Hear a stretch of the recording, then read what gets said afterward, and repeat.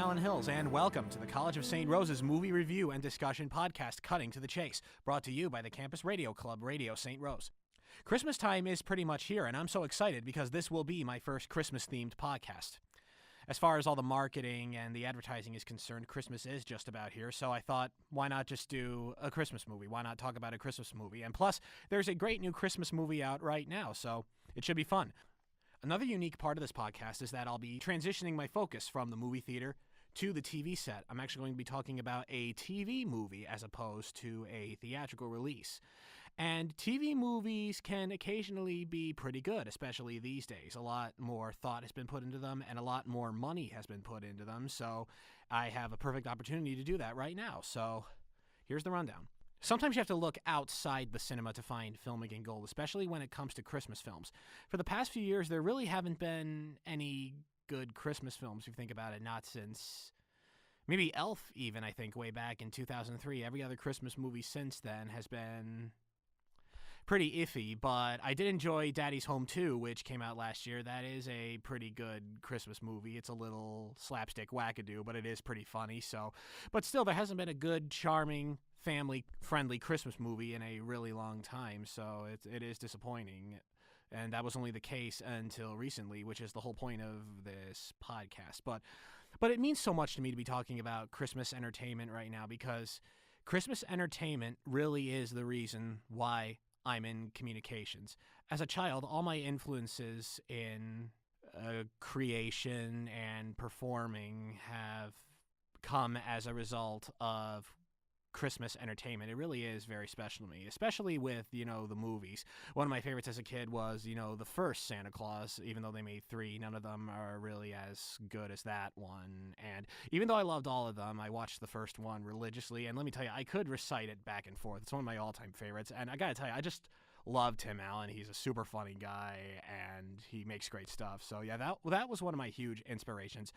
But I don't think that was as big of an inspiration as all of the Rankin and Bass claymation films. I absolutely loved all of those as a kid, and I still do to this day because they're very nostalgic and they've become such a big Christmas tradition. I even had this VHS tape that our local post office sent to us. It was just a combination of all the songs from all the Rankin and Bass films, which was how I started getting into those movies because of the little excerpts on that tape, and I just memorized every song. I love to sing all of them. I was just so inspired by all the performances of, like Mickey Rooney, Burl Ives, Fred Astaire, in all those movies. Santa Claus is Coming to Town, Rudolph the Red-Nosed Reindeer, and, Jimmy Durante and Frosty the Snowman. All that programming is so magical and special, especially during Christmas time, and, that was what really got the ball rolling for me in terms of inspiration from Christmas entertainment. There has been a slight comeback in decent Christmas films lately, like I said, with Daddy's Home 2, and last Christmas they released a great movie called The Man Who Invented Christmas. It's about Charles Dickens and how he wrote A Christmas Carol.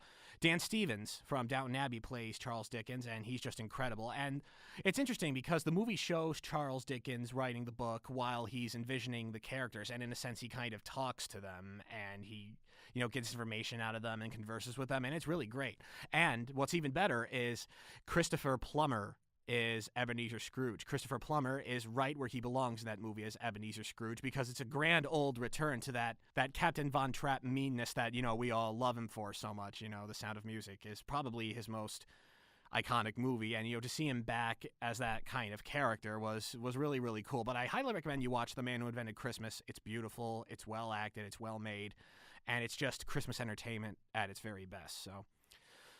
But yeah, there's The Man Who Invented Christmas, Daddy's Home 2, and Netflix will be releasing a new Christmas movie on Thanksgiving, November 22nd. Thanksgiving is on November 22nd this year, which is actually my birthday. My birthday falls on Thanksgiving every 5 or 6 years, so that should be fun. But anyway, they're releasing a new movie called The Christmas Chronicles. It's about Santa being kidnapped by a couple of kids, I think. Anyway, but that's why I saw the info. Every trailer seems to show something different. But what's even more interesting is that Kurt Russell is Santa Claus. At first I thought, what? I mean, why would Kurt Russell play Santa Claus? But then I actually thought, wait, that actually works. We all saw him as Ego the Living Planet in Guardians of the Galaxy Volume 2. And I think one of the things I took away from that was, the beard works. And hey, if the beard works, maybe he can play Santa Claus. And, it's a really interesting take on Santa Claus. He's a more down-to-earth, more sarcastic version of Santa Claus. It's almost like if Star-Lord were Santa Claus in a sense. He has that same kind of sarcastic humor, so that should be fun. But my point is there has been a huge comeback in decent Christmas movies. And it is a huge relief. And not just in cinema, but just on TV, like I've been saying. Such is the case for what is probably 2017's greatest TV film and the focus of this podcast, The Christmas Train. The movie was just released on DVD and digital, and it's based on the book written by one of America's most cherished authors, David Baldacci. And this movie is actually kind of popular. The movie was broadcasted on Hallmark Channel as part of the Hallmark Hall of Fame series last year in November of 2017. And it was a highly publicized movie. Entertainment Weekly even did an article on it where they interviewed the main star of the movie. So yeah, I want to talk about this movie a little bit since it was amazing. The Christmas Train is directed by Ron Oliver, who successfully glamorizes the seasonal beauty of the settings. The cinematography really does exemplify the huge improvement in direction that many fictional TV programs have received acclaim for. It was hard to see that on The Christmas Train, though, because I was putting a DVD into a Blu-ray player, and even the trailers online and the photographs on the websites looked better because, a Blu-ray player points out all of a DVD's flaws. So in that case, I really wish they would have given The Christmas Train a Blu-ray release, but still, the filming was just as good as every other high-end TV program that there is today. So that was really, really nice. So yeah, Ron Oliver really does a great job with The Christmas Train. The settings are somewhat everyday related, but the decorations and, everything in that movie is just so great. And, it's so appealing. It mostly takes place in nice cities in the United States that we all know and love. And even though it is filmed on a train, there's decorations everywhere. There's snow falling down. The makers of this movie really did put a lot of love into it, and it really is nice. And, I will say that, a lot of other Hallmark movies have nice aesthetics as well, since they really care about Christmas, and they really want to put a lot of nice things into the picture.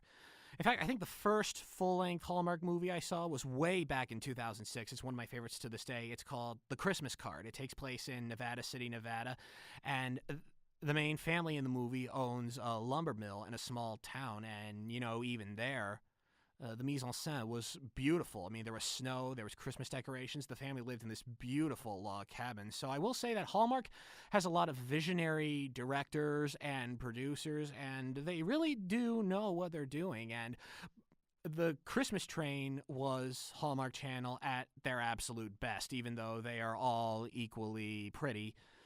Something about The Christmas Train really was very, very, very special. And so I was really impressed by it, and I highly recommend you watch it because I'm sure you will be too, because we all love Christmas, and especially on trains, it's really nice. They're not old-fashioned trains in the movie. It's all Amtrak trains, so obviously Amtrak was a sponsor for the movie, which I'm very happy about, but still, yeah, even though they're modern trains, it's still equally pretty. So despite his masterful direction, Oliver manages to stay completely focused on the characters and their critical moments, which is pretty cool.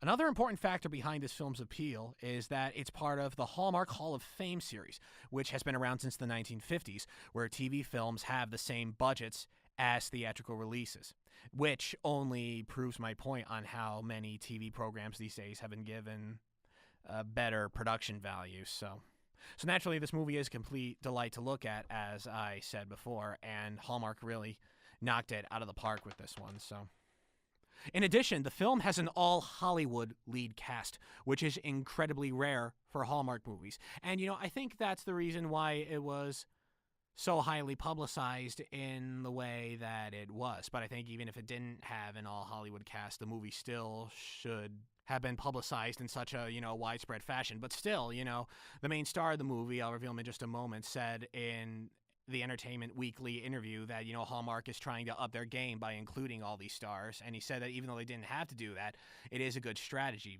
because we need to make all the Hollywood A-listers realize, that these movies are very special and that they really contribute to society in a very heartfelt, touching way. So it is really cool if you think about it.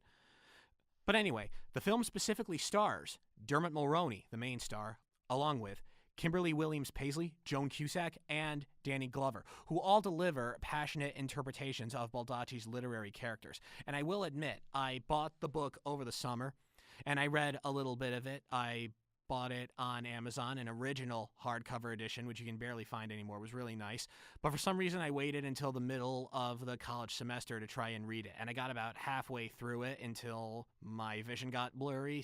But then the homework started piling up, and then I just didn't have time to finish it. But I will say this. I read enough of the book to understand the characters and their personalities. And I honestly have to say, I think Hallmark handled it way better than Baldacci did. So, and that says something right there.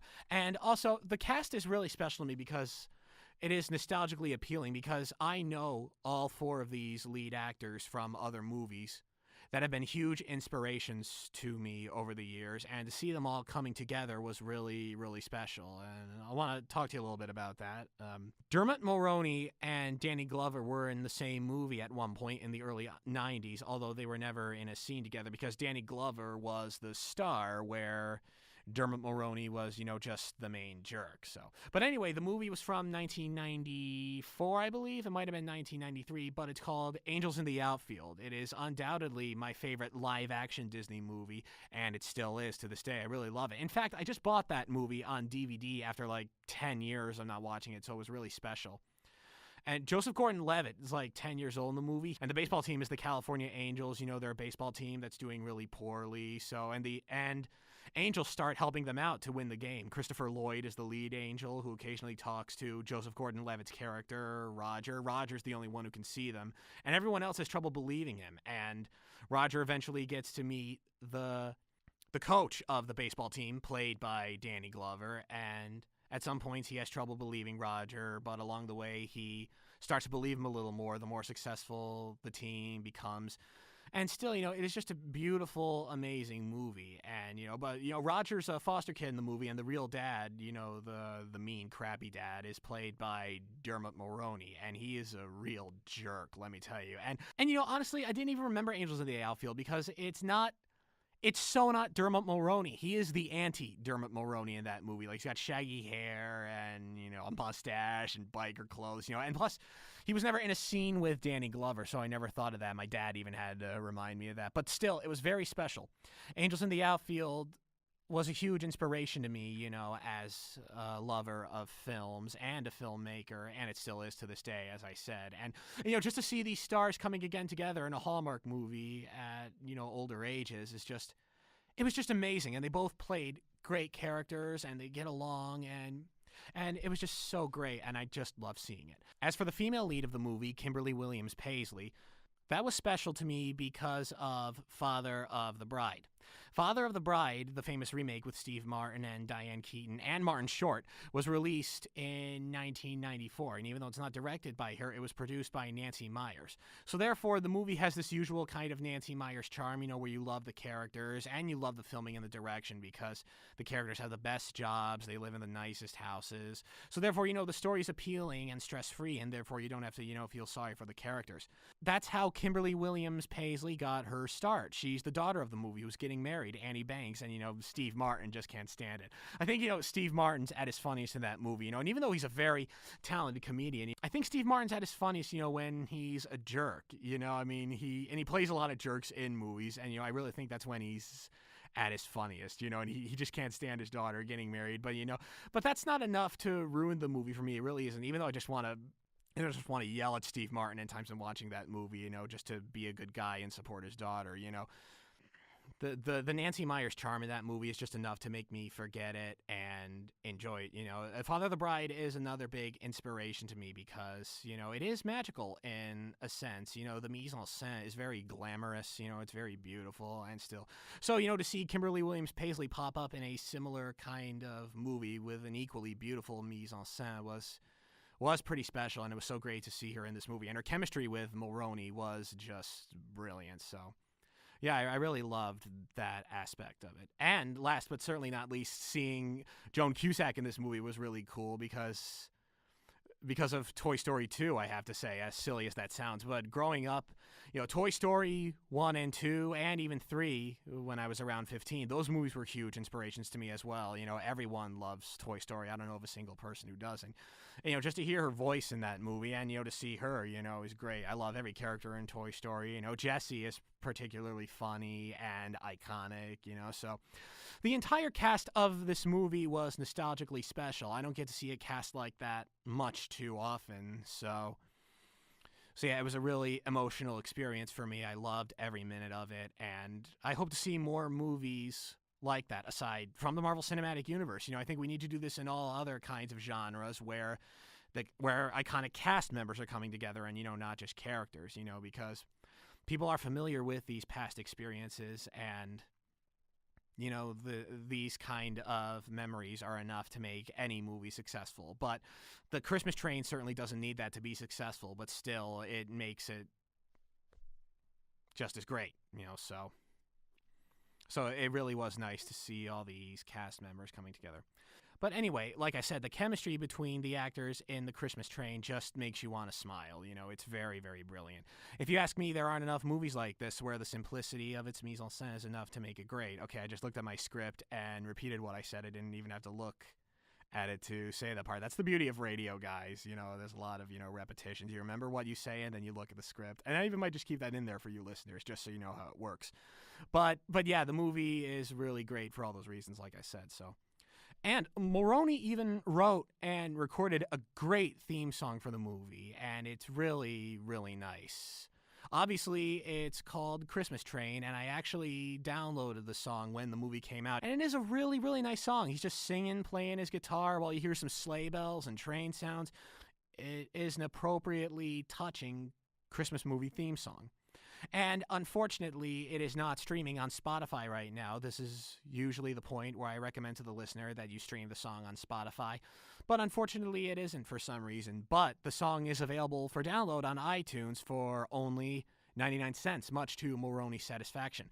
And it shows that Hallmark Channel really wants to make things, affordable for people, even though they make good quality stuff. Because, most popular songs on iTunes these days, I don't know if you use iTunes anymore, you probably don't, but most of the good songs are $1.29, even if they're not remastered. All of the famous stuff is $1.29, so it's really nice that they decided to make Christmas Train only 99 cents. So I highly recommend that you download it and add some new Christmas magic to your playlists, because you will love it. And one more time, I'm going to highly recommend that you watch The Christmas Train. You can buy it at Walmart for only $10 or download it on iTunes for only $10. That's the only other place where it's available digitally, because I have to say, and you might have read this if you follow me on Facebook, I haven't been so inspired by a Christmas movie in years. It had that strong of an effect on me, and I'm sure it'll have that strong of an effect on you too. So please watch it and add some new cinematic magic to your Christmas season. It really is a great movie, and I'm sure you'll love it. So please watch it and enjoy it, and just take it easy. Just and there's no need to be stressed watching this movie. That's what I love about Hallmark Channel. Other content, is somewhat stress-free, and The Christmas Train just makes it all better. And I'm not exaggerating when I say it's one of my all-time favorite movies. I love it, and for that reason alone, you should watch it. Please do. You will love it. And that's all the time we have. I'm Alan Hills, and this has been Cutting to the Chase. Thank you for watching. Be sure to tune in next week. Merry Christmas.